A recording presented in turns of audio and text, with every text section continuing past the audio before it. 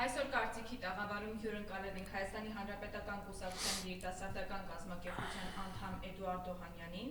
Նրա հետ խոսելու ենք Երևանում օդի աղտոտվածության և Հայաստանում ընդհանրապես ներքաղաքական իրավիճակից։ Բարև ձեզ, Էդուարդ։ Ինչ կասեք Երևանում օդի աղտոտվածության մասին, ով է պատասխանատուն և ինչու քաղաքապետարանը լուծումներ չի առաջարկում։ Բարև ձեզ, շնորհակալ եմ շատ հրավերի համար։ Նախ եկեք սկսենք նրանից, որ սա մեր քաղաքի միակ խնդիրը չի օդի աղտոտվածությունը, չնայած շատ կարևոր խնդիր է,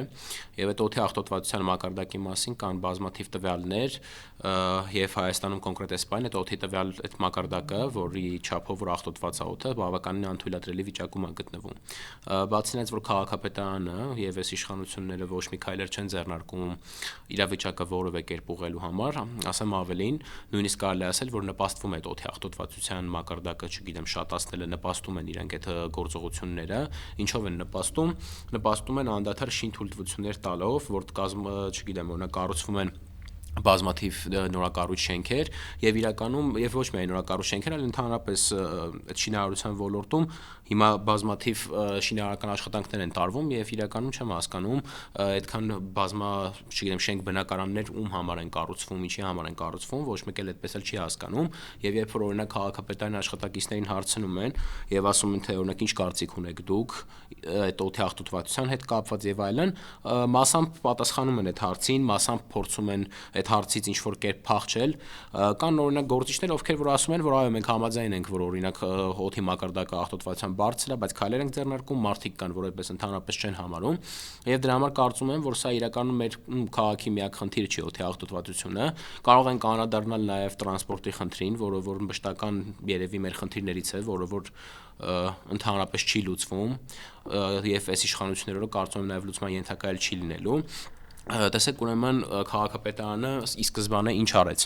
Ասացին, որ ամբողջ խնդիրը կայանում է նրանում, որ գազելները խանգարում են, գազելներից է այդ ամբողջ խնդիրը։ Հարկատուների հաշվին, արտաքին պարտքը ավելացնելու հաշվին բերեցին նոր տրանսպորտային միջոցներ ձեռք բերեցին, շատ թանկարժեք իրականում, որոնք որ կարելի ասել ինչ որ չափով նաև համապատասխան չեն մեր երկրի, ինչի, որովհետև կան շատ փողոցներ, կան շատ տեղեր, խաչմերուկներ, որտեղ որ այդ տրանսպորտային միջոցները պարզապես չեն տեղավորվում։ Եվ ընդհանրապես մեր երթևեկության մեջ շատ մեծ տեղ են զբաղեցնում իրենք, ինչը որ անհարմարություն է ստեղծում նաև երթևեկության այլ մասնակիցների համար։ Տրանսպորտային միջոցները գնվեցին, ձեռք բերվեցին, բերեցին Հայաստան եւ կարծես թե իրենց ասելով խնդիրը պետք է լուծվեր, բայց մենք տեսանք, որ ոչ միայն խնդիրը չլուծվեց, նաեւ խորացավ, որովհետեւ ավտոբուսի այդ տրանսպորտային այդ իրենց կեղծ բարեփոխումները իհարկե որոնց մասին իրենք խոսում էին, կայանում էր ոչ միայն տրանսպորտի նոր տրանսպորտ ձեռք բերելու, նոր ավտոբուսներ բերելու մեջ, այլ կայանում էր առաջին հերթին խցանումների հարցը լուծելու, որովհետեւ փաստացի այսօր բոլոր են մարդիկ, ովքեր որ առաջ կանգնած են եղել օրինակ կանգառներում եւ սպասել են տրանսպորտային միջոցների, կարելի ասել շատ վատ պայմաններում խցկված, իրար կպած գնացել են տուն, հիմա նույն բանը տեղի ունենում, ուղղակի կանգնած դիրքով, ոչ թե կիսակռացած։ Իհարկե ոչ մեկը չի ասում, որ նոր տրանսպորտների ձեռքբերումը վատ է կամ ասենք, չգիտեմ, օրինակ ինչ որ ցանկալի չի, բայց եթե մենք նայում ենք, որ պետք է հարցը հիմնովին լուծվի, ինչպես որ իրենք խոսք էին տալիս, հարցը հիմնովին չի լուծվել։ Եվ դրանից զատ նաև փորձեցին ինչ որ երթևեկության մեջ որոշակի փոփոխություններ մտցնել, եւ երթևեկության մեջ փոփոխություններ մտցնելով եւս ոչ մի ինչ որ բան չփոխվեց։ Այսինքն երթևեկությունը կրկին անգամ էլի ծանրաբեռնվեց, դպրոցի ժամերը փորձեցին 15 րոպե ավելի շուտ դնել, որպեսզի ինչ որ այդ խցանումներից խուսափեն, դա էլ չօգնեց, փողոցներ փոխվեցին, միակողմանի դարձվեցին, տրանսպորտային ավտոբուսային գծեր ավելացվեցին, բայց այդ գծերը իրականում ոչ մի բան չտվեցին, որովհետեւ ես անձամբ որպես քաղաքացի, ով երթևեկում է, օրինակ, չգիտեմ, տաքսով կամ տրանսպորտով, էական չի, տրանսպորտի գծերի վրա մենք շատ հազվադեպ ենք տեսնում, որ օրինակ այդ տրանսպորտային միջոցները երթևեկեն շատ քիչ են, այսինքն մի ամբողջ գոտի զբաղեցրած է տրանսպորտային այդ գոտիով, բայց ոչ մի իրականում ինչ որ լուրջ փոփոխություն տեղի չի ունեցել։ Սա խնդիրներից հերթական մեկն է,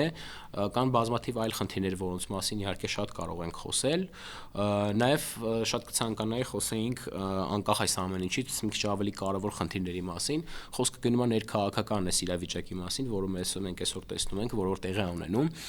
քաղբանտարկյալներին էլ նույնիսկ եթե այդ հարցին էլ կարող ենք շատ անդրադառնալ եւ այդ հարցի շուրջ էլ կարող ենք շատ խոսել,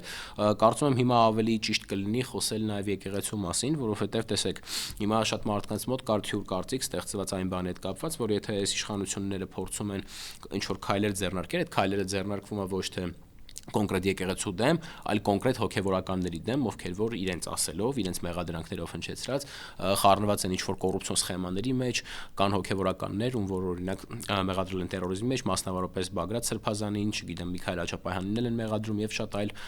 եկեղեցականներին փորձեցին մեղադրեն դրանց մեջ, այդ գործողությունների մեջ, հանցագործությունների մեջ ավելի կոնկրետ, բայց մենք պետք է շատ լավ հստակ գիտակցենք, որ յուրաքանչյուր քայլ, որը որ արվում է, չի կարող համարվել, որ այդ քայլը արվում է կոնկրետ հոգևորականի դեմ, որ կամ հոգևորականների, այլ ոչ թե եկեղեցու։ Եկեք պարզ օրինակ բերեմ, ես օրինակ երբևիցե չեմ տեսել, որ որևէ քրիստոնյա երկրում, եկեք վերցնենք, չգիտեմ, օրինակ պայմանական Իտալիան, որ օրինակ Իտալիայի վարչապետը ինչ որ օրից մի օր դուրս գա եւ հայտարարի, որ օրինակ Հռոմի Պապը հանցագործ է, կամ չգիտեմ, եկեղեցական որևէ կանոն է խախտել։ Եթե նմանատիպ բան մենք մի օր տեսնենք, մենք բնականաբար հասկանում ենք, որ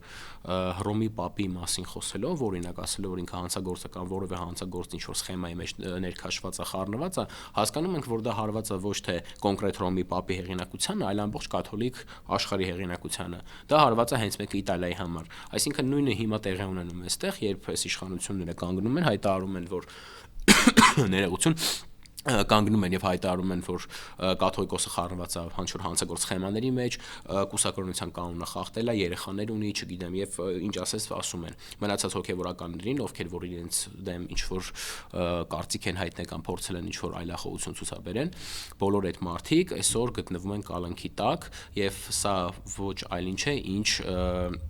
ուղիղ հարցակում, կարելի ասել,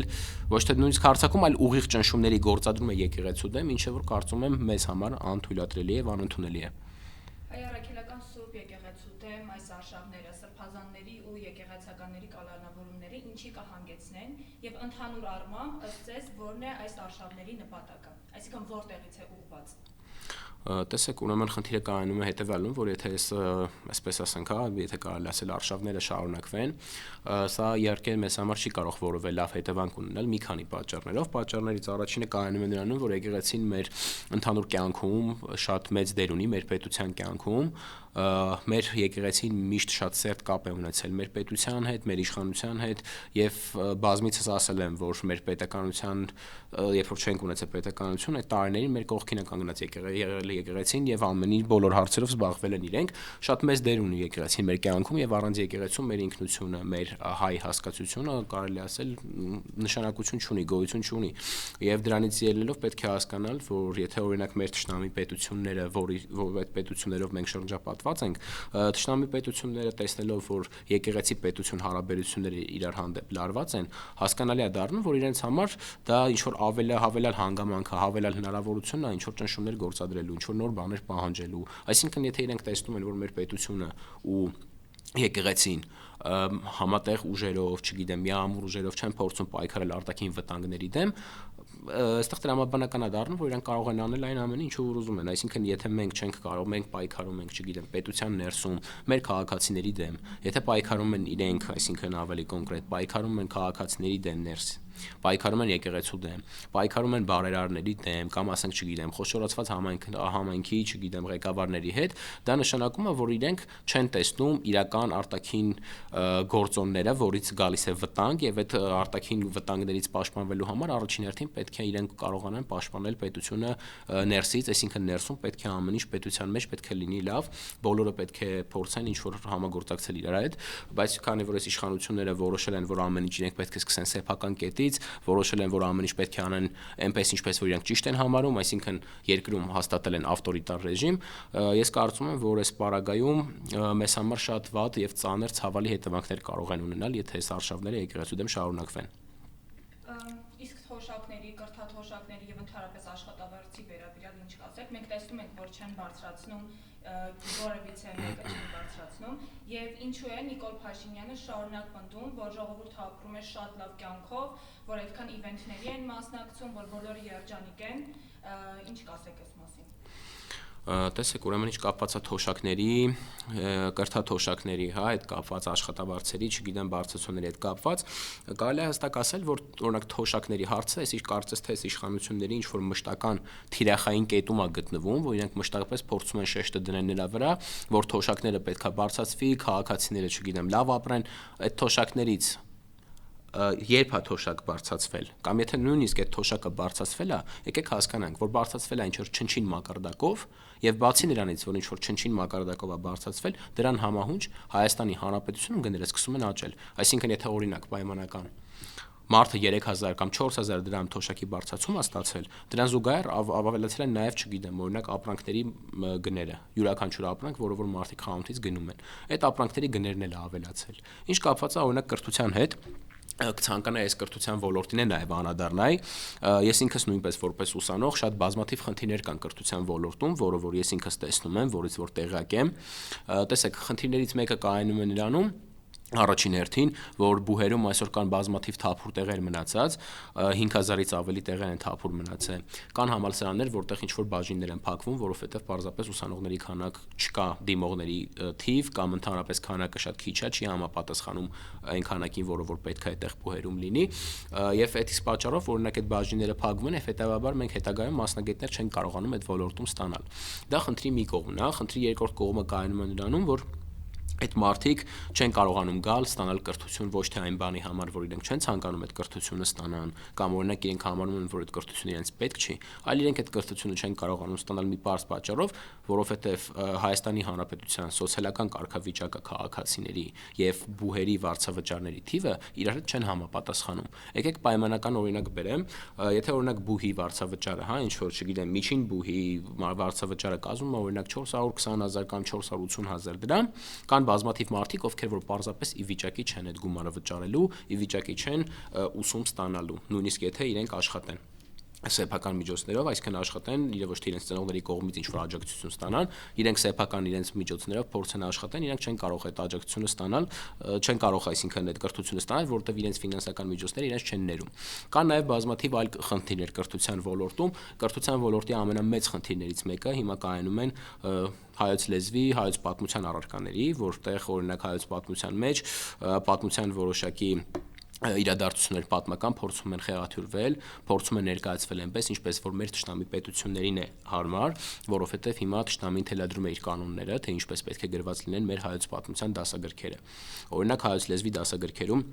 Մեսրոպ Մաշտոցին, ով ստեղծել է հայոց տառերը, դարձրել ինչ որ QR-ի տեսքով, փորձել են ինչ որ պատկեր են գրքի մեջ, այսինքն մարդկանց մոտ կրկին անգամ կրկնում է մեր նոր սերունդների մոտ, որոնք որ պետք է վաղը մեր մշակութային արժեքների կրողները դառնան, իրենց մոտ խեղաթյուրվում է պատկերացումը իրականության մասին, պատկերացումը առայն թե ով ենք մենք, ինչ է նշանակում օրինակ հայ լինելը, հա, ինչ է նշանակում, չգիտեմ, իմանալ քո պատմությունը, այդ ամեն ինչը մարդկանց մոտ խեղաթյուրվում է, ինչը որ նույնպես հետագայում շատ մեծ խնդիրների է բերելու, թե արտաքին, չգիտեմ, գործոններ դրան կնպաստեն, թե ինչ որ ներքին գործոններ են դրան նպաստում։ Մի խոսքով ուզում եմ ասել, հարգելի հայրենակիցներ, որ այսօրվա ստեղծված իրավիճակը այն բոլոր թվարկած ոլորտներում, որոնք որ ես հիմա ասեցի, որոնց մասին խոսեցի, այդ ոլորտները գտնվում են շատ, այսպեսի ասած, վատ վիճակում եւ առհասարակ մեր պետությունն է գտնվում է շատ մեծ վտանգների առաջ, այս առումով ելնելով, այդ իսկ պատճառով հարգելի հայրենակիցներ, հորդորում եմ ձեզ, որ բոլորդ ուշադիր լինեք, աչալուրջ լինեք այս խնդիրներին եւ կարծում եմ, որ ամեն մեկս կարող ենք մեր կերպով փորձել ինչպես, չգիտեմ, նպաստել կամ փորձենք այդ խնդիրներին լուծում տալ։